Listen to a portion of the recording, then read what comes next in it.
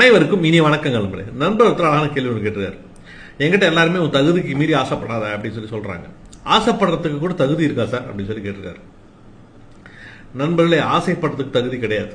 ஆனால் ஆசைப்பட்ட பிறகு அதை அடைவதற்கு உங்களது தகுதியை நீங்கள் வளர்த்து கொள்ளவில்லை என்றால் அதுதான் தவறு. ஒரு சின்ன உதாரணம் சொல்றேன். செஸ் எல்லாருமே விளையாடுவீங்கல்ல. அந்த செஸ் கேம்ல பாத்தீங்க அப்படின்னா ராஜா இருக்கும், ராணி இருக்கும், குதிரை இருக்கும், மந்திரி இருக்கும், யானை இருக்கும். முன்னாடி பாத்தீங்கன்னா வரிசை சோல்ஜர்ஸ் எல்லாம் நின்றுகிட்டு இருக்கும். இப்ப இந்த சோல்ஜர்ஸ் எல்லாம் பாத்தீங்கன்னா கவலைப்படுதா, எனக்கு யானை பலம் கிடையாது, குதிரை மாதிரி தாண்டற பலம் கிடையாது, ராஜா பலம் கிடையாதுன்னு சொல்லிட்டு சங்கடப்படுதா? கிடையவே கிடையாது. எப்போ அந்த சோல்ஜர்ஸ், அந்த சிப்பாய்கள் அப்படியே நகுந்து நகுந்து போய் எங்கேயும் வெட்டுப்படாம எதிரில் இருக்கக்கூடிய கடைசி கட்டத்தை அடைஞ்சிருதோ அப்ப என்ன பண்ணலாம் அப்படின்னா அதுக்கு தேவையான பவரை அதை எடுத்துக்க முடியும். ஒரு குதிரையாவோ, ஒரு யானையாவோ, ஒரு மந்திரியாவோ அதனால மாறிட முடியும்.